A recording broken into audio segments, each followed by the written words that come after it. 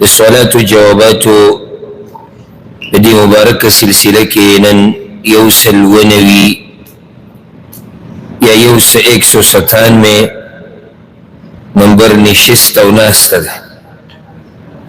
بدی کې دا یو سوال ارور کړی دی چې په ما باندې چا جادو کړی دی. زه کوشش کوم چې په شرعي طریقې سره د الله رب العزت زمانه ختم کړي، خو یو کس دی چې هغه زه وینم کله هم زما طبیعت خراب شي او دردونه راباندې راشي، سترګو نه مې اوښکې ځي، نو یې چا راته ووایي چې کیدای شي ده په تا باندې جادو کړی. ځکه چې بعض خلک وایي چې څوک په چا باندې جادو وکړي او هغه بیا ته وینې نو په سړي باندې اثر کوي. دا خبره حقیقت لري او که نه؟ الجواب اول خو دا خبره یاده کوي چې زمون طرفونو ته په ما باندې چا څه کړي دي دا جمله ډېره استعمالېږي او دا کله حقیقت وي کله دروغ وي. حقیقت داسې دی چې کله بېدیني ډېرېږي که نه نو هلته کوډې منترې جادو غلطه نظریه غلطه عقیده دا خورېږي. لکه اوس یو سړی ځي په یو مسلمان باندې کوډې کوي جادو کوي دې دپاره چې د ده کور تباه شي،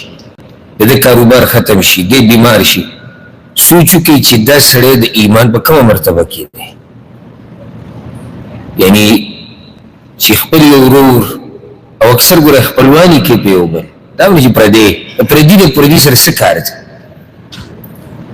او داسې ډېرې واقعې ما ته ملګرو بیان کړي دي، هم لیدلي چې صرف په دې چې دا کور د خوشحالۍ دی راشي صرف وکړي چې دا کور کې غمونه راشي.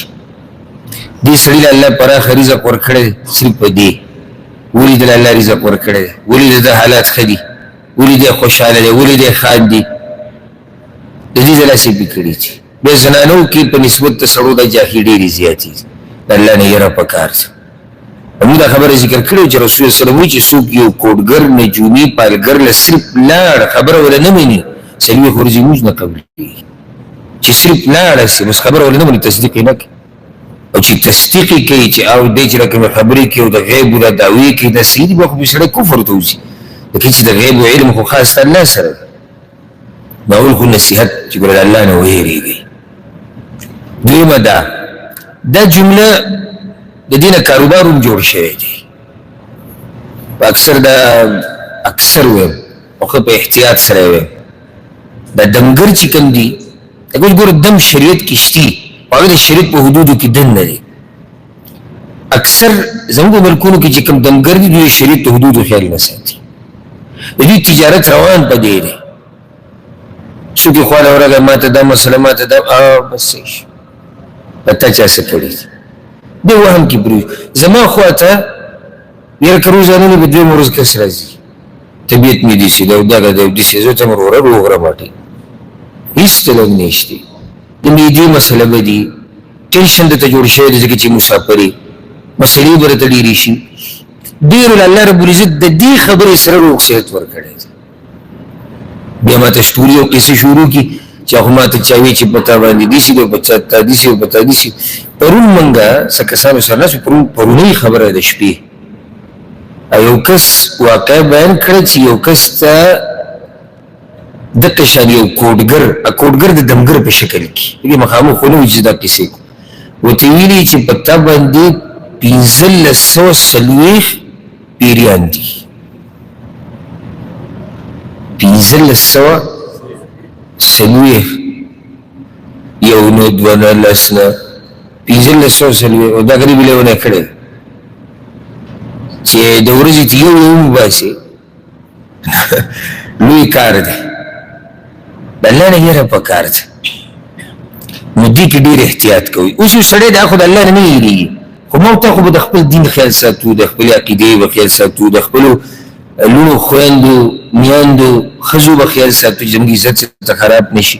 او د ټول نه غټه خبره چې زموږ دین څرته خراب نه شي. نو سید ګوره ما خو اوله کې وي چې شتي او قرآن او حدیث ته ثابت دي چې کېدای شي چې کله الله وغواړي ورسره دا خبره یاده کړه چې دې باندې یو غټ کاروبار هم روان دی که دې ملک ته وګوره الحمدلله تبارک الله دا کیسې ته چې دي نه دا خلک اوس دوی دا کیسې زده کړي دې ملک دا خلک نه دي چې کله دوی د نورو ملکونو د خلکو سره دا ګډون ډېر راغی او دوی بهر ته لاړو رالو دنیا په الله ډېره پراخه کړه اوس د بعضو نه لږې ډېرې ما دا کیسې اورېدلي به ما چا څه کړي دي او نور دا خلک دا کیسې سره پېژني نه ځکه چې عقیدې د توحید ده بل د الله نه یېرېږي چې څنګه زه ورځم په یو کس پسې د دې لپاره چې دا پلانې تباه و برباد شي د ده ښځه د ده نه جدا شي د ده بچي د نه جدا شي یو دا خبره بیا د هغې نه به ضرور دې مسلې له راځو چې زه کله یو کس وینم په ما باندې تکلیف راشي دا خبره یاده کړئ چې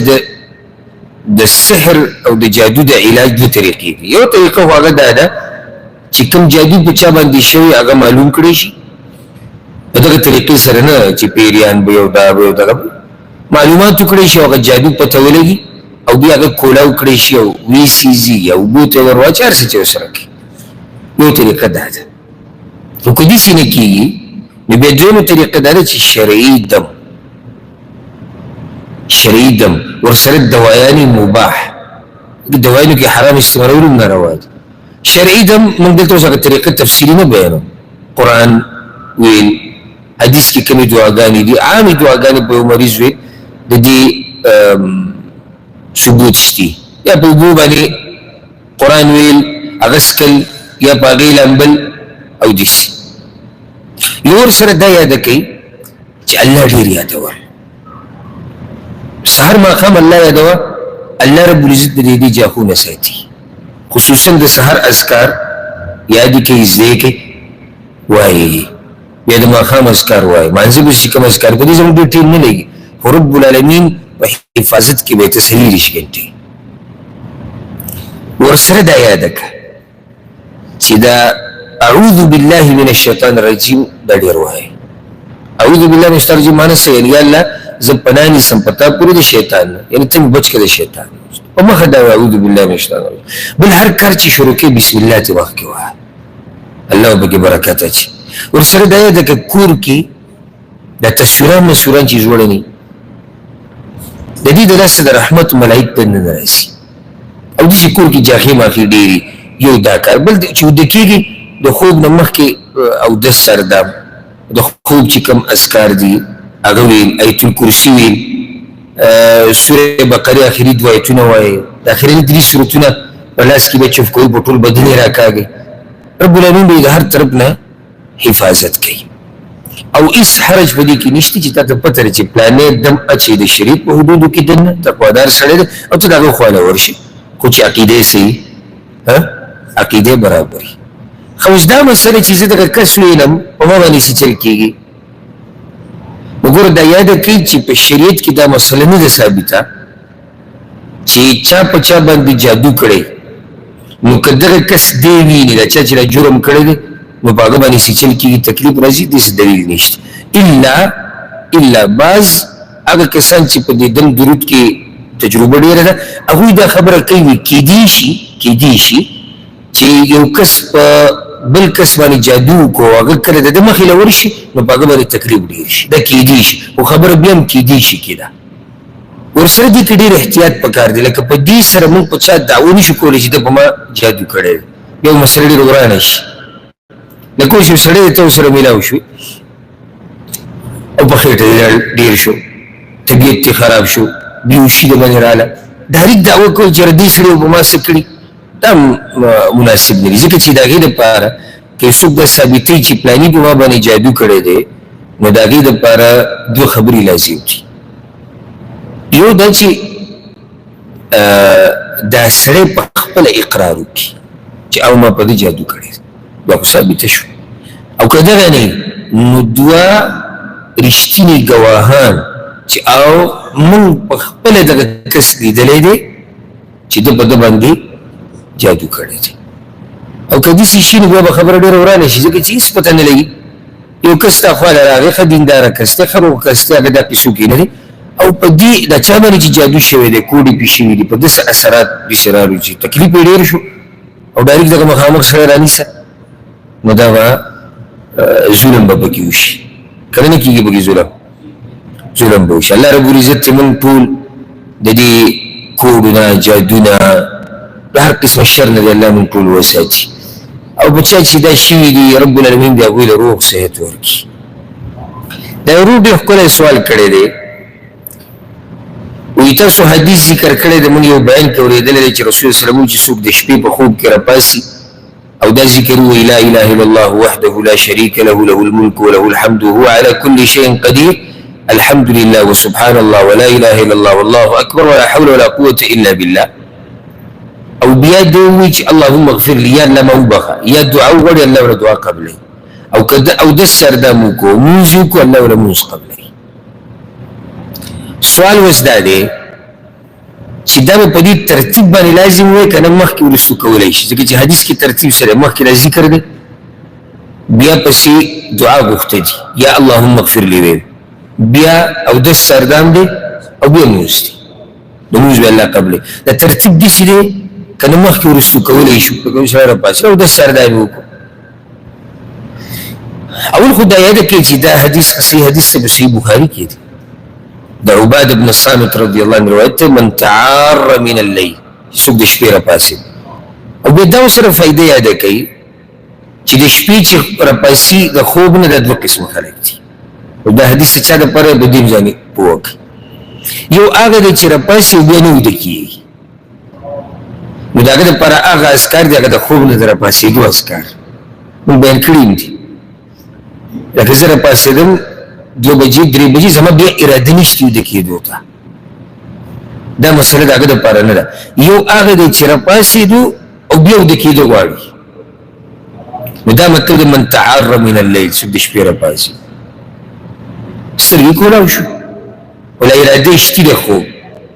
نو دی به دا ذکر د ده لپاره مستحب دی چې وي او ډېر کمال والا ذکر دی چې په دې پسې د الله نه څه غواړي الله یې درته درکوي دا وظیفه ما بعضو کسانو ته ښوولې ده خو مزې ورله نه ورکړې ځکه چې زمونږ داسې دا وظیفې ده مستند د شیطان انسان ته په زړه کې اچوي چې نه دا نه هغه بله هغه 80,000 پیري هغه 1,00,000 پیري هغه مشین چې سره لاس کې او ټکه ټکه ټکه ټکه ټکه کې یا سره تسبیح یا هډوکي او په هغې شمار کې د هغې مزه وي ځان لایي ولې لکه هغه هم دا سړی د عبادت په نیت کوي که نه او دا هم عبادت دی ولې هغه یو ده ته ښایسته ښکاري دا ورته ګران ښکاري ځکه چې شیطان هغه اصل بدعت دی او بدعت خو مردود دی او ته ته ګناهګارېږي نو شیطان تا ته بدعت ښایسته کوي خو هغه عمل درته نه ښایسته کوي کوم چې د رسول الله وسلم ثابت دی لکه اوس ته راشي ما پسې چې زما بچي نه کېږي څه وظیفه زه درته یم ګوره که د شپې دې سترګې کولاو شو که نه دا ذکر به ووایي بیا به د الله نه وغواړي چې الله ماله بچي راکړه نو که ورپسې طاقت تې و اودس سردام وکړې 2 رکعته لمونځ وکړه په دې مانځه کې هم د الله نه وغواړه او دا ګرنټي د زه نه در کوم رسول وسلم وایي استجیب له الله به د ده دعا قبلوي څه خیال د وظیفې باره کې یقیني ده که نه ده یقیني دلیل په صحیح بخاري کې نه جي موبایل به نن سبا ځان ته مخې ته نیولی که د چا بچي نه کېږي 2 لکه پیرې یا حی یا قیوم وایي 2 لکه پیرې ورسره 2 ورځې روژه او بیا دا او بیا دا بس دغه ویډیو به چلېږي او دا به یو ته او بل ته او بل ولې شیطان مونږ دوکه کوي د دین په نوم ځکه کوم یو سړی مونږ ته وایي چې د چا بچي نه کېږي والعیاذ بالله هغه دې زنا وکړي دا څوک مني دا خو نه مني که نه صفا وایي ګناه خو چې بچي نه کېږي 1,00,000 پیرې دا ووایه نو دا خو دې عامي ته چې علم ورسره نشته هغه ته خو دا دین ښکاري نو بیا به یې مني که نه به یې مني نو دا وظیفه ورسره یاده کړي او دا ذکر به انشاءالله تاسو ته یاد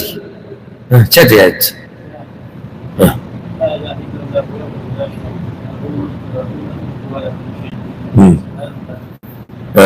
الحمد لله وسبحان الله ولا اله الا الله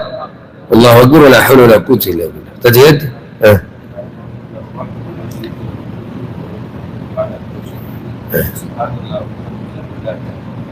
والله اكبر ولا حول ولا قوه الا بالله ډېر اسان ذکر دی ملاویږي په ډېر څه اکثر ګوره زمونږ خوب کې سړی راپاڅي یعنې دی ته ته نه وي چې منډه ووه منډه پکې شته یا راپاڅه او دا کټ اوچت که په شی که که دا پکې وی هم به اسانه وی ځکه چې ستا حاجتونه پوره کوي الله ربالعزت او نه دغه کټ کې او دغه تورایي کې شروع که لا اله الا الله وحده لا شريك له له الملك وله الحمد وهو على كل شيء قدير سبحان الحمد لله وسبحان الله ولا اله الا الله والله اكبر ولا حول ولا قوه الا بالله او بان لا تسوى چې څه غواړي نو که طاقت ته پکې پاسه او د سردا وګورئ دوه رکعاته وضو کوه خبره دې ډېره مضبوطه شوه دا روي ترتیب نو حدیث کې خدا ترتیب راغلی دی او چې څومره په هغه طریقه عمل وکړي کومه طریقه چې د رسول صلی الله علیه وسلم ثابت دی دا ډېره غوره ده خو که څوک دې دعا کې مخکې والی وروسته والی وکړي هغه داسې یو سړی دی راپاسېد ذکر خو به ته به دقه ټایم کې ذکر کې خو بله خبره نشته صحیح شو او دې پاسېد او د سرداني وکړو لکه دعا یې ونه غوښته او د سرداني مونځ یې وکړو او په مانځه کې به دعاګانې د الله نه وغوښتې یا مونځ یې ختم کړو د هغې نه بعد یې دعاګانې وغوښتې نو امید دی انشاءالله چې دله به الله ربالعزت دعا قبلوي ځکه چې دعا غوښته مقصد دی هغه ته د مانځه نه مخکې غواړي که د مانځه په دوران کې غواړي او که د مانځه نه بعد غواړي او دغه داسې یو سوال د شیخ العلامه ابن باز رحمه الله نه هم شی هغه هم دغه جواب ورکړی چې غوره طریقه دا ده چې ته د حدیث په ترتیب باندې عمل وکړې او که داسې دې ونه کړو دغه ذکر دې وکړو بیا د اودس سردام وکړو مونځ دې کوو د مانځه په منځ کې یا د مانځه نه بعد دعا غواړي هم الله ربالعزت یې قبلوي نو په دې عمل کوئ او یاد یې کوئ او نوټ یې کوئ ځکه چې ډېر فایدهمند ذکر دی زما ستا فایده پکې ده دنیا فایده هم ده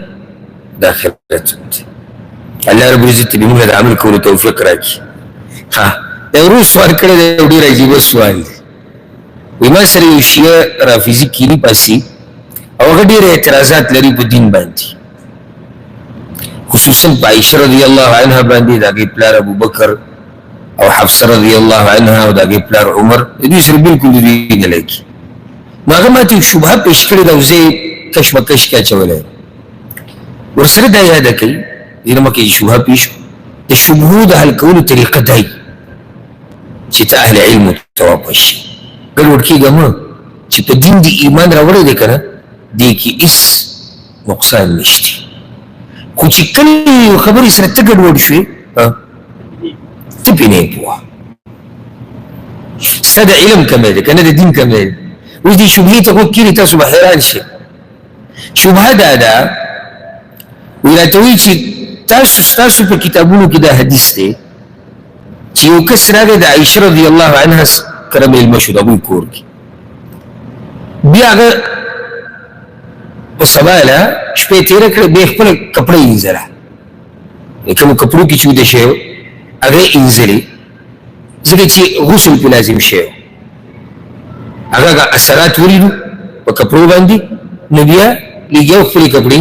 اینځلې وی عایشه رضی الله عنها ورته وی چې ګوره صرف دغه ځای به دې اینځلی و ټوله کپړه به دې نه اینځله یوه او دویم ما د رسول صلی الله علیه وسلم د کپړو نه دا په لاسونو هم ګرولې ده چې کله ټینګي نو بیا ګرولی هم شي اثرات یې ختم شي او کله ګرول نه کېږي نو بیا به اینځي خو دغه ځای وینځه نو اوس اعتراض څه دی اعتراض وایي دا دی عایشه رضی الله عنها ته څنګه پته ولګېده چې دې سړي ته احتلام شوی دی والعیاذ بالله دا د هغوی دلالت کوي چې د هغوی په زړونو کې څه پراته دي عایشه رضی الله عنها ته څنګه پته ولګېده اولنی سوال دا دی دویمه دا چې دې سړي چې په اوبو کې کپړه وواله او ټوله کپړه وینځله خو بس یې صفا شوه نو دې ورته سړی دا تفصیل کو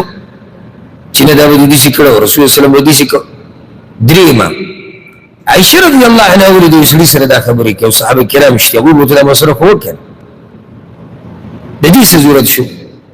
چې دا خبره کوي دا شبهه ده د دې به تاسو جواب ورکوو دا کوم چې ځان ته داسې په زړه کې وایي چې زه هم د ابن حجر نه څه کم نه یم یا د فلاني شیخ نه څه کم نه یم ګیر هم زما شتي مسواک زما سره یو نیم میټر بیان کتاب راوالو وګورو که دې وروسته کوم کتاب راځي چې الماري کې اوس دوه درې کتابه پراته او په دې وروسته کوم کتاب ګوري نه نن سبا خو ګوګل راوتی ګوګل کې وګوره ځه په دې کې ته ګوګل څه پسې ګورې په ګوګل کې لازم به اهل علم ته واپس کېږي د علماو نه بغیر نه زموږ دنیا چلېږي نه زموږ دین چلېږي که نه غلطه وویل نو جواب د دې یاد که او ښه مطمئن اوسه اول دا خبره یاده که چې د مسلمان خوی دا دی چې دی به په مسلمان بدګماني نه کوي او بیا د رسول صلی الله علیه وسلم زه تاسو سره کېنم ستاسو د دین ښیم ستاسو خیرخواه زه په منځ کې یو ربط جوړ شوی دی زما کور خو پرېږده کور خو ګټه ورسره ده کوم ملګري چې ما سره کیني کوم شاګردان کیني په ما بدګماني نه کوي که نه خو بیا عام مسلمان باندې سړی بدګماني نه کوي په معمولي شبهې سره الا دا چې یو دلیل پېښ شي نو د رسول صلی الله علیه وسلم په بیبیانو باندې سړی بدګماني کوي ځان ته مسلمان وایي او خو دا خبره ایسته کول پکار دي چې دا خو د رسول صلی الله علیه وسلم بیبي ده ستاسو څه خیال دی چې یعنې د دې په زړه کې نور څه دا خبره ویلو کې مونږ ته ګرانه ده خو دا جواب یې ورکوو زه او ته ما او تا چې ته په خپله ښځه دا ګمان کولی شو او که چا راته ووایي نو کېدای شي خبره قتل و قتال ته ورسي ته زما په ښځه بهتان لګې نو د رسول صلی الله علیه وسلم بیبي د هغې باره کې د بیا څه خیال دی او ستاسو څه خیال دی چې الله به پیغمبر صلی الله علیه وسلم د داسې بیبي چاڼ کړي بیا به یو سړی ما ته وایي چې جواب دې ونه کړو شبه بیا هم پاتې ده اوس یې جواب له راشو دا قصه ښه صحیح ده او په صحیح مسلم کې ده موږ ګورې هغه خلکو کې هم نه وي چې د یو جواب نه هېرېږو نو هغه حدیث وله یا منسوخ کړو او یا وله ګډوډ کړو چې دا نشتي صحیح مسلم کې داسې دي اسود رحمه الله دا قصه بیانوي چې یو سړی د عایشه رضی الله عنها کور کې مېلمه شوی و سهار له هغه بیا خپله کپړه انځله نو عایشې ورته وویې وی ګوره د دې د خوا او شا د ټول کپړې انځلو ضرورت نه خو د غزې به دې انځلم او ما خو رسول وسلم د کپړې نه مني ګروله چې کله به ټینګه دې کې هېڅ نشته چې د عایشه رضی الله عنها باره کې زموږ زړه ته څه راشي دې صدیقي د سره څه شتي نه څنګه یو سړی وایي څه پکې څه نشته هغې شبهه پېښ کړې اعتراض یې کړی ګوره په دې روایت کې او په دې قصه کې دا د سره شتي نه چې عایشه رضی الله عنها دا سړی په خپله لیدلی چې هغه کپړه یې ځله نو بیا دې د څنګه په تلویزیون ته نصیحت څه کوه اوله خبره دا ده کې عایشه رضی الله عنها کور کې یوازې نه وه بلکې د هغې خادمان د هغې سره کور کې وو خپلوان به یې خواله راتلو نو داسې نه شي کېدی چې په دې خادمانو کې په دې خپلوانو کې یو کس هغې ته ویلي چې هغه مېلمه خو دا چل وکړو نشي کېدی نو یو سړی وایي چې دا خو له ته ښه لار ګورې د دې جواب یاد کړه دوه جوابونه او زه به لازم ښه لار ګورم ځکه چې دا زموږ مور ده خو زه به درته داسې ناشنا دلیل وښیم که نه چې دا زړه به دې باغ شي او په دې خپل رب او په دین به دې ایمان ډېر شي خو په صحیح حدیث کې راځي هغه هم امام مسلم راوړی دی وایي چې علم چا سره ته پته هغې کې دا دي عبدالله ابن شهاب الخولاني وایي دا کس څوک و هغه دا دی هغه شپې چې کړې اوس د دې نه دا قصه اورو چې دی څه وایي وایي زه د عایشه رضی الله عنها کور کې وم مېلمه شوی وم فاحتلمت فی ثوبیه نو زما احتلام راته دی وشو خوب کې د خپلو کپړو کې فغمستهما فی الماء نو ما هغه دواړه کپړې په اوبو کې ډوبې کړې ویې مینځلې ټولې کپړې فرأتني جاریه لعائشه نو د عایشې سره یوه خادمه وه هغې زه ولیدم عایشې سره خادمه وه کور کې هغې زه ولیدم چې دې کپړې وینځي فاخبرتها لاړه عایشې ته وویل رضی الله عنها چې داسې قصه د مېلمه سره شوې ده ټولې کپړې یې وینځلې فبعثت الی عائشه نو عایشې ما پسې دا خادمه راولېږله او راته یې دغه خبره وکړه چې ګوره ټولو کپړو وینځلو ته څه ضرورت و رأیتو ما ورته وایي چې یعنې ورته ووایي چې اودس غسل پې لازم شوی دی وایي راپسې بیا راولېږله چې که اودس د باندې غسل د باندې لازم شوی دی خو دقه ځای وینځه بس. او ما خو به د رسول الله صلی الله علیه وسلم چې و ما به دا چل کوم. سم خیال دی هغې به خپله لیدلی نه دی لیدلی. بله مسله دا یاده کړه یو روایت کې داسې هم راځي دا هم کېدای شي دا احتمال شته چې دا کپړه د کوربۍ او میلمه یې خرابوي نو کوربو ته کارېږي نه که نه کارېږي ورته کوربه خفه نه شي. زه به دلیل پیش کړم. دا یو روایت دی امام ابو عوانه رحمه الله راوړی دی چې دغه میلمه چې کله د عایشې کره راغی سبحان الله د علم څومره برکت دی هره مسله سړي ته داسې لکه رڼا. دا میلمه چې عایشه کره راغی رضی الله عنها وی فامرت له بملحفه نو د هغې سره یو څادر کور کې خلک میلمنو له څادرې ږدي که نه بړستنې طلایانې منډه وږدو که کورونه کې پرتې نه نو هغې دغه څادر هغه نوکر ته ووایي خادمې ته ووایي یا خادم ته ووایي وایي دا څادر دې میلمه له ورکړه چې دی پکې شپه تېره کړي. اوس خبره ښه واضحه شو. فاحتلم فيها نو میلمه دقه څادر کې په هغه غسل لازم شو. فاستحيا ان يرسل بها نو حیا ولا ورتله دا اوس کور ته دنه څنګه ولېږم ځکه چې اثر د احتلام پکې پاتې فغمسها في الماء نو ټول کپړه راواغسته او په اوبو کې وواله او دې ولېږله کور ته دنه. ودې رافظي دا ویلي چې عایشې ته څنګه پته ولګېده نو دوه خبرې موږ ته پته ولګېږي یو ورته خادمې ویلي دي او دویم کپړه یې همدا ولېږله دنه. وی عایشې چې کله دا کپړه ولیده وی لم افسدت علینا ثوبا نو زموږ کپړه دې ټوله خرابه کړله څوک دغه ځای به وینځله. سم خیال دی ښه واضحه شوه. سوال بل دا پاتې شو چې عایشې ولې هغې ته دا خبرې کولې رضی الله عنها هغه زنانه ده نو دلته دا خبره یاده کړه. دین کې دا قصه نشته چې دا زنانه ده او دا سړی دی. هغه ام سلمه رضی الله عنها نه راغلې ام سلمه چې ام سلیم رضی الله عنها راغلی و د رسول صلی الله علیه وسلم او یا رسول الله الله خو حق ویلو کې حیا نه کوي خو که چېرته زنانه ته احتلام وشي غسل به کوي. دا سوال اوس زنانه د چا نه کوي د رسول صلی الله علیه وسلم. دلته اوس موږ څه چې حیا پکار ده دا خو د دین مسلې دي. دې کې د چا غلط طرف ته سوچ نه ځي او که د چا دلته غلط طرف ته سوچ ځي پته چې دا به څنګه انسان او څنګه مسلمان دی. اوس موږ درس کې مسله بیانوو چې سړی اوده دی اوده ته احترام وي دی به څه کوي دا به زه نه بیانوم پوهېږم. دا بعض باریک مسلې دي دا باریک به هم چیړو چې پته ولګي چې دا باریک څنګه دي او که دا باریک ما ورته پرېږدو نو جبریل علیه السلام به راته بیانوي یوه. دویمه نو عایشه ولې بیانوي رضی الله عنها ډېر صحابه کرام ویشتي نو جواب د هغې دا دی دا ورسره یاده کړئ. عائشة رضی الله عنها هغه زنانه ده چې الله رب العزت هغې له ډېر عمر ورکړی او رسول الله صلی الله علیه وسلم چې دنیا نه تلو د هغې 18 کاله عمر و معنی چې د رسول صلی الله علیه وسلم بعد هغې ډېر وخت تېر کړی دی که نه ځکه چې هغه د معاویه رضی الله عنه په خلافت کې وفات شوی دی. نو اکثر صحابه کرام د هغې په ژوند کې مړه شوي دي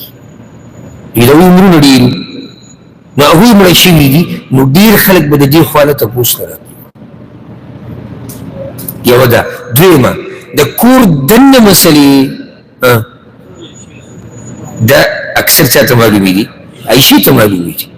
لکه اوس یو کس ورشي او د دې مسلې تپوس بهر د یو صحابي نه کوي چې د رسول صلی الله علیه وسلم د کپړو سره بیا څه کېدو نو هغه ته پته شته خو د دې ته پته لري چې بیبي ده هغې سره دا علم شته چې او ما داسې کړي دي او داسې مې نه دي کړي او رسول صلی الله علیه وسلم راته دا ویلي دي او داسې راته نه دي ویلي. نو الحمدلله ثم الحمدلله ورب الكعبه که زموږ په زړه کې سره برابر خبر راځي چې دا زموږ مور ده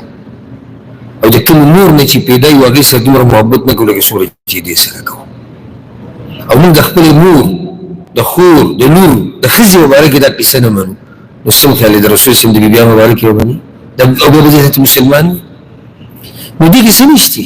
که نشته به کیسه. زه ورته یو قصه ذکر کړم امام مسلم دا روایت راوړی ابو موسی اشعري رضی الله عنه وی مهاجرین او انصار وران شو په یو مسله کې. په څه کې وران شو؟ انصاریانو د هغې مدینې والي چې کوو چې ښځه او سړی کله میلاو شي کوروالی کوي چې څو پورې انزال نه وي شوی نو په دوی غسل نه لازمیږي. مهاجرین وایي نه چې میلاو شو غسل لازم شو، که انزال کېږي او که نه کېږي. ابو موسی وایي ما ورته وایي چې صبر وکړئ، زه د دې مسلې حل را پیدا کړو. لاړم په عایشه رضی الله عنها پسې ور مې وټکو، بیا مې ورته وایي چې یا امه ای مور. ګوره صحابه کرام هغې ته مور وایي. زه د دې مسلې تپوس کوم خو حیا راځي. هغې ورته وایي لا تستحي، حیا مه کوه. لا تستحي ناشنا خبرتك أن تسألني عما كنت سائلا عنه أمك التي ولدتك فإنما أنا أمك. مور لجي تدي مسئلې تپوس کې سهالي تا ته نه پیدا کېږي، ته مور تپوس نه کېده، که مور لجي ته پیدا یې نو خو زه هم ستا مور یم که نه. ټیک اصلاح دا خو دین دی. نو بیا یې هغه تپوس وکړو فما یوجب الغسل، غسل کله لازمېږي هغې له به یې جواب ورکړو. الحمدلله دې کې خو هېڅ اشکال نشته. که چاته څه مسئله وي چې زه به اوس هم نه یم پوه ویلی شي، پوه شوې که نه؟ الحمدلله هېڅ پکې نشتي. میلمه د عایشه رضی الله عنها کور ته راغلی او هغې ته څه پته ولګېده؟ خادم یې ورته ووایي هغه کپړې ونه خراب کړه، ټوله کپړه ونه لمده کړه. نو هغې ته د دې نه اندازه ولګېده چې دې سړي دا کار داسې کړی دی. نو هغې پسې د خادم په خوله د مسلې جواب ور ولېږو چې نه ګوره داسې داسې هم کولی شي. بعض علماو دلته یې بله مسله ذکر کړې ډېره فایدهمنه چې عایشې ته څه ضرورت و چې دا مسله ورته ذکر کوله. لکه څنګه چې د شیعه رافضي اعتراض کړی، د هغې جواب دا دی چې دا سړی میلمه دی او میلمه ته دا قصه ځای په ځای راتلی شي. نو عایشه غواړي چې ده ته دا مسله اسانه کړي، دی به په هر ځای کې ته خپلې ټولې کپړې وینځي. نو شفقت یې پرې وکړو که نه ویې کړو پرې شفقت یې پرې وکړو، مهرباني پرې وکړه. مسله یې ورته اسانه کړه چې ته خو میلمه یې، نن خو زه دلته مسله راغله، سبا له به تا ته بل ځای کې راشي، ته بیا ټولې کپړې وینځي او ټولې جامې به لمدې. نو څومره ښه یې ورسره کړي دي او د هغه خو څه د هغه سره نه وه، ښه موږ سره هم دي. موږ سره چې که داسې وشي نو داسې کوه. الله رب العزت دې موږ له د مرګه پورې طاقت راکړي د رسول وسلم د بیبیانو د دفاع کولو، او الله دې زموږ زړونه د رسول وسلم بیبیانو ته، د هغه ملګرو ته، د هغه خپلوانو ته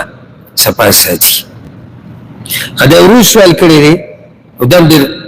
خوندور سوال دی. او زه په سوالونو کې چې کله چانټي کوم که نه نو اخوا دېخوا سوال هغه نه بیانوم ځکه اکثر د هغې جواب شوی یا هغه سوال بې فایدې. دا سوال ډېر مزېدار دی. وی ګوره دا حدیث اکثرو مسلمانانو ته معلوم دی چې رسول الله صلی الله علیه وسلم وایي چې کل ابن آدم خطا، هر د آدم بچی څه دی؟ خطاکار دی. او غوره خطاکار کوم یو دی؟ چې توبه وباسي. هلته بل حدیث دی چې رسول صلی الله علیه وسلم وایي چې هر د آدم د بچي نه خطا کېږي یا د خطا اراده کوي کم سے کم سوای د یحیی ابن زکریا نه، یحیی علیه السلام نه هغه خطا نه ده کړې. او دا حدیث صحیح حدیث دی. نو سوال دا دی چې یو حدیث کې رسول صلی الله علیه وسلم چې هر د آدم بچی څه دی؟ خطاکار دی. او بل ځای کې څه وایي؟ چې یحیی علیه السلام ساتلی شوی دی، هغه نه ګناه نه ده شوې، هغه خطا نه ده کړې. نو دا خو د حدیثونو په ظاهره کې ټکراو دی. نو جواب د دې مسلې هغه دا دی چې الحمدلله هېڅ ټکراو پکې نشته. حدیث کې دا دی چې کل ابن آدم خطا، هر د آدم بچی خطاکار دی. وخیر الخطائین التوابون. اگر که د علماو پکې اختلاف دی خو بعض علما دې حدیث ته صحیح وایي. بل حدیث کې دا دی او دا امام احمد راوړی دی ما من احد من ولد آدم الا قد اخطا. د آدم هر بچی نه خطا شوې ده یا اراده کم سے کم کړې ده. لیس یحیی ابن زکریا سوای د یحیی علیه السلام. نو دې حدیث کې د علماو اختلاف ته بعضې صحیح کوي. موږ به ووایو چې حدیث صحیح دی. نو چې صحیح دی بیا به د دې اشکال جواب ورکوو او جواب یې هغې دا دی ګوره ورسره دا یاد کوي. دې حدیث کې خو لفظ عام راغلی دی چې هر د آدم بچی خطاکار دی، خو بیا دا مخصوص دی، د دې نه مستثنا دي هغه څوک چې د هغوی عصمت ثابت دی. نو بیا څنګه رسول الله صلی الله علیه وسلم چې هر د آدم بچی خطاکار دی؟ دې ته عربی کوي العام الذي اريد به الاکثریه. مراد تی اکثر د آدم بچی دی ټول نه. او په دې به ته دلیل وښیم چې داسې کېږي عربۍ ژبه کې دا استعمالېږي بیا به د بې زړه ښه مطمئن شي. سورة الاحقاف دې کې الله رب العزت د عادیانو تذکره کړې ده. عادیانو باندې د دې عذاب د راتلو نه مخکې باران بند شوی و، ډېر وخت په هغوی باندې باران نه کېده او بیا تورې تکې تورې ډوبې وریځې راغلې وه. کیسه به تاسو ته یاد نو چې کله دوی دا وریځې ولیدې سخت خوشحاله شوې. هذا عارض ممطرنا، دا خو ښکلې وریځې راغلې اوس به باران ورېږي او داسې او دا. الله وایي نه هغه عذاب. الله وایي داسې عذاب مې پرې راوستو او داسې سیلۍ تدمر كل شيء بأمر ربه. یہ بوتل لك قلار شرار ساسر چیدی اللہ دی سلی مبارکی وی تدمر كل شيء بأمر ربها. دیسی سلی میں پراوست چی ہر سے تبا کول. كل شيء سمتو دے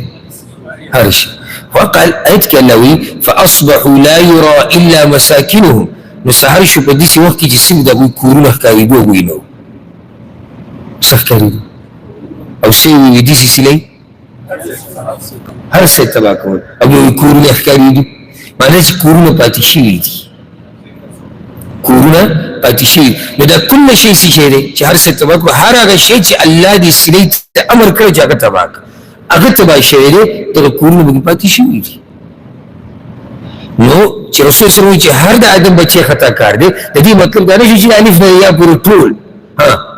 هر د آدم بچی خطا کار دی الا هغه چې الله ته ساتلی دی ورسېدي که نه د سیلۍ هر څه تبا کول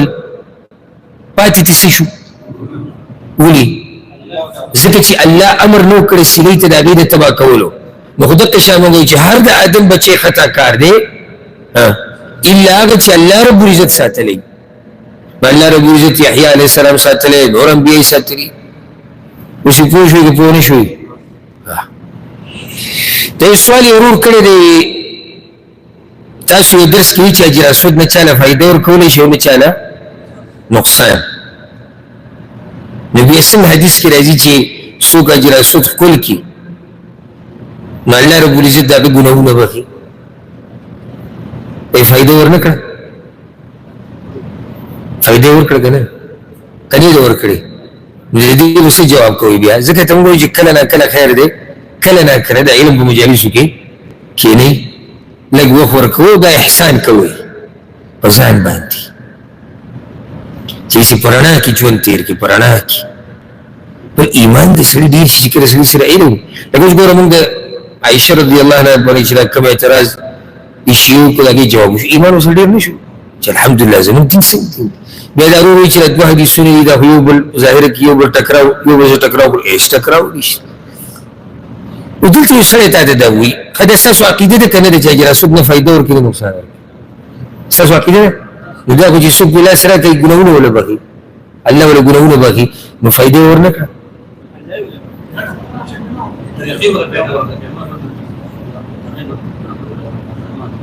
جواب دا درې نومه جواب راکړو همدغه شان دی خو زه یې ته وضاحت کوم ګوره دا خبره سید عمر رضی الله عنه باندې کې راځي بخاري صحیح مسلم کې دی چې هغه حجر اسود د یو ورځ راغی طواف دوران ته ورته اني اعلم انك حجر ما ته پته چې ته کاڼی بس لا تضر ولا تنفع نه چاله فایده ورکولی شي نه نقصان ورکولی شي دا زموږ عقیده ده په کاڼي کې نه فایده شته نه نقصان انو بیا ولې ولاړې دلته وی کما رسول اسلام نه ویلي دی یقبلک ما قبلتک چې ته ښکلولی ما هم ته راښکلولی نو د عمر رضی دا خبره چې ده غلطه ده که صحیح ده صحیح ده نو بیا به یو کس تا ته دا وایي چې حدیث کې خدا راځي امام ترمذي ویلي چې ان مسحهما کفارة للخطایا چې څوک دا حجر اسود مسح کي الله رب العزت یې ګناهونه ریجوي نو دا خو یې فایده ورکړه او ته وایي چې فایده نشي ورکولی نو یاد یې کړه زموږ دا ورور او چې چا زړه کې چې دا اشکال دی هغه اصل کې په دې مسله پوه شوی نه دی دا کاڼې مسح کول سبب دی د ګناهونو د ریجېدو سبب دی منزل راشي کور کې د اودس وکړو بیا راغلې لمونځ دې وکړو په هر قدم تاته نیکي مېلاوېږي ګناهونه دې نه کېږي بیا لمونځ دې وکړو څومره اجرونه تا وګټل که نه دا اجر دومره ګټل او دا ګناهونه رېږي د دې سبب څه لمونځ کول دا سړی دی چې باجي رسول باندې لاس راکاږي یې ښکل کړي یې مسح کړي او الله رب العزت د ده ګناهونه رېږي نو صرف دا کاڼې مسح کول یو سبب دی یعنې داسې وایي په هر عبادت کې موږ وایو چې دا څنګه او دی چې دا کاڼې مسح کوي دا په دې عقیده نه مسح کوي چې د کاڼي په ذات کې نفع او نقصان ده نو ولې کې وایي ځکه چې الله رب العزت راته ویلي دي د رسول وسلم په ژبه چې دې کې اجر دی نو د دې نه ګناهونه ولې ورېجولی شو ځکه چې دی په شریعت عمل وکړو اوس یې پوه شوئ که نه ځکه چې دا ګناهونه ورېجولی شو ولې په شریعت یې عمل وکړو نو دا ګناهونه دې چا رېجولي دي الله که دې کاڼي ته ورېجول الله ته ورېجول والحمدلله دې کې څه تعارض او څه اشکال هغه نشتي ولله الحمد ښه دا یو روز سوال کړی دی چې په مانځه ودرېږم ما لا ګرمي ډېر راځي مانځه نه بهر نه راځي چې د دې به څه حل جواب اول دا یاد کړئ ګوره الله رب العزت د هغه مؤمنانو شان قرآن کې بیان کړی دی چې هغوی په مانځه کې په خشوع سره ولاړ قد افلح المؤمنون الذين هم في صلاتهم خاشعون خشوع او رسول صلی الله علیه وسلم د دې باره کې خبره کړې او بیا رسول صلی الله علیه وسلم دا خبره هم ذکر کړې چې یو خاص قسم شیطان دی چې هغه په انسان باندې دا لمونځ خرابوي ستا څه خیال دی چې ته په مانځه کې ولاړې د الله سره به دې رابطه مضبوطې تلاوتونه به کوې جړاګانې به کوې دعاګانې به غواړې او شیطان به تبري ښکلی مثال به دا ولا اوس موږ دلته درس کې ناست یو څه کم ګنټه زموږ درسي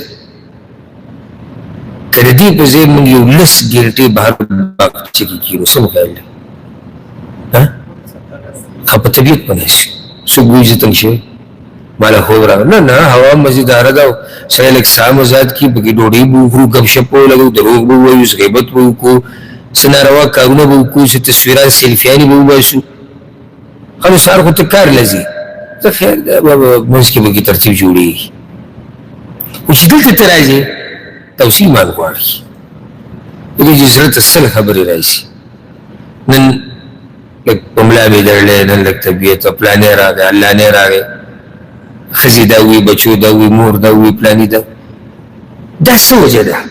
وجه دا ده چې دلته شیطان ته نه پرېږدي نو لمونځ کې چې اګرمي ته راځي که خیال هم کړی قرآن تلاوت سره شروع کړي اګرمي راځي دا قرآن بل که فیسبوک کولاو که بیا یې تل اګرمي راشي سترګې یې داسې سرې شوي لکه وینه خو فیسبوک ته به پرېوځي ټیک ټاک به ګوري په توره تیاره کې هلکه نظر یې دله تباه کړو دین یې دله تباه کړو پیسې یې دله تباه کړې صحت یې دله تباه کړو بس دی بنې کا نه خو چې کله معمولي خوله داسې واضح کړي او دیني کار یې بس لت کفري روان شي یاره بس دا طبیعت مې لږ دوام ته کې دی شیطان ته داسې په ارام کړو پرې ته څه یې چې لکه شیطان به تا داسې وټپوي چې شاباش منزله ښه زور ورکړه زمون ستا اصل کې مقابله روانه ده شیطان سره او دې شیطان کله چې زمون نیکه آدم علیه السلام پیدا کېدو په هغه وخت کې الله سره قسم یې خوړلی او الله ته یې ویلي وایي زه به دوی د نیکې لارې نه اړم زمون ستا مقابله ده د داسې شیطان سره چې هغه ښه سپا ویلي چې زه به یې ګمراه کوم خو په موږ کې ډېر کمقلان داسې دي چې په دغه دشمنۍ پوه شوي نه دي او عجیبه دا ده اوس که یو سړی راشي یو سړی راشي او زموږ په کور حمله کوي ډاکو دی غلی قاتل دی ته به څه کوې ګورې به خاندې به دفاع به کوې او کېدای شي څه شي کېدای شي په دفاع کې څه شي مړ شي هېڅ خبره نه مړ دی شي دنه بچي دي دنه ښځه ده زما کور دی مال دی جیداد دی څنګه شریعت وموي چې دا سړی شهید دی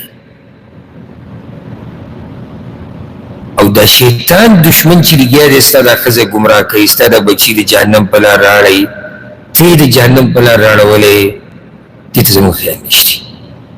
دا ډاکو که کور ته راوړېدو خو دې به وختي تور زمانه څه ویسي که نه کېدای شي څه وخت بعد دغه نقصان بیا د دې جبر وشي او موږ الله نورمال الله کړي که نه او که د شیطان په لار روان شوې هر څه دې تباه برباد شو نو ځکه تاسو ته دا وایم چې د شیطان یوه طریقه دا ده چې انسان کې سستي راولي کله عبادت کوي نو د هغې د لاسه سړي ته څه راځي اګرمي راځي نو ادب دا یاد کا حدیث کې راځي چې کله په تاسو کې یو سړی اګرمي ولا ورشي یو روایت کې راځي فی الصلاة په مانځه کې دا مسله د مانځه لپاره هم ده او بهر مانځه لپاره هم فلیقضي ما استطاع نو چې څومره د ده کوشش یې دا دې څه کړي بند دې کړي ختمولی شي نشي موږ یعنی بندولی شو کنټرولولی شو خو بلکل ختمولی نه شو دا مطلب دی د حدیث لکه یو سړي اګرمي راغی دې سره څه کوې که ته ګورې غاښونه جوړونکي بیا هم کېږي خو دم نه وشي که نه نو تا ته رسول صلی الله علیه وسلم دا نه دي ویلي چې جلل نه ختم کړه خو نه ختمېږي کار وشو وشو خو تا ته وایي چې حتی اوسه کوشش وکړه کنټرول یې کړه ابا خوله به وایي یاره دومره پې سړی بد ښکاري که که دا چل دې زما په مجلس کې وکړو زما په بیټک کې وکړو زه دا خپله بې ادبي ګڼم او که ستا په بیټک کې چا وکړو ته یې بې ادبي نه ګڼې الا هغه چې څوک په خپله دې کې واقعي نو هغه وایي ځه هسې زمونږ د پارټۍ سړی دی خو چې سړیتوب پکې او دا ادب ورته یادي او د هغه په مجلس کې دا چې وکړو پې خفه کېږي نو چې الله مخې ته یې کوې بې ادبي ولې یا اډرکې اوس ته یو کس سره خبرې کوي او دا خوله ته نیسي واضح کوي څومره بې ادبي ده کوي یې باز د دې ادب نه یې خبره یا پرنجې سم داسې دا دیوالونه وخوځوي بې ادبي نه ده د انسان بې ادبي نه ده که دا نه ده دا نو دا به د الله بې ادبي نه د الله د کور بې ادبي به نه درغې تعالی اګرمې طریقه دا ده چې کپړه پرېږدو کپړه په خوله کښېږده کپړه نشته لاس کېده او غاښونه بند که حتی اوسه کوشش وکړه بند یې وي رسول الله وسلم وایي دا د شیطان د طرف نه ده اوس دلته یو سوال زړه ته راسي او زه ګوره په سوال کې سوال دې لپاره پیدا کوم چې ستاسو ته فایده میلاو شي یعنې ما ته معلوم دی خو زه یم چې ستاسو علم کې الله برکت واچوي او ډېر شي سوال دا دی چې شیطان سړي د اګرمۍ ورولي زړه ته خو دا راځي که چې دا د شیطان طرف نه شیطان تاله اګرمۍ نشي دروستلی نو بیا څه مطلب شو مطلب دا چې شیطان په دې اګرمۍ راضي دی او خوشحاله دی ولې دا د سستۍ نښه ده شیطان په دې خوشحاله دی او یو حدیث کې داسې راځي چې خوله مه وازوئ دعینو به سم دې دغه کې جوړ کړي فإن أحدكم إذا قالها ضحك الشيطان رسول الله تاسو کې چې سره دا چې شیطان پورې خالي ورته یو خو په سستۍ کې واقع عبادت مې هم ګډوډ کوي د خولې ته ورګا خپل به کولاو کړی په خوله دا ډېر بین راځي د غاښونو پته نه لګي نو ځکه د دې آدابو خیال هر ځای کې ساتي او خصوصا په مانځه کې ورو چې علاج یې څه دی علاج یې دا دی چې تا ته پته ولګي چې دا شیطان په تا د سستي راولي کوشش کوي ته دې کې واقع شي نو شیطان سره مقابله او بل چې مانځه ته ننوځي که نه داسې تازه ورننوځه که تازه به اوس څنګه ورننوځم نو دا ته پوه لګي تازه داسې چې ته کله په دې دروازې راننوځي که نه چې زه خپل رب پسې جرګې له روان یم الله ماله اجر راکوي الله زما نه راضي کېږي جهنم نه مې ازادوي چې دا ټولې خبرې ستا مخې ته یي که نه نو په تا به سستي نه راځي خو چې ته منظره دې سره روان او ګړۍ ته ګوري چې اوس څو ګنټه پاتې دي ودرېدو او دا که د امام ودرېدو نو چې دی به ګوره اوږد تلاوت کړي که دی به لنډ کړي بیا جومات کې داسې یو طرف وګوره چې وتو کې منډه کې بیا اسانتیا وي او دا اګرمۍ نه شو کړل اوسې چې راولېږي درته بلکل نه اګرمۍ لا وړه خبره دی د اول نه چې راټولې د ملا تیر د عبادت ته مات دی نو چې ورسره شیطان ملګری شو هغه هر څه نفس هم ګډوډ شو. منزل چې راځي ښه د جوش ښه د جذبې سره چې زما اوس د خپل رب سره ملاقات دی، زه به د هغه نه غواړم، زه به تلاوت کوم، زه به په تلاوت کې سوچ کوم. الله رب العزت دې موږ د شیطان د چالونو او د وسوسو نه وساتي.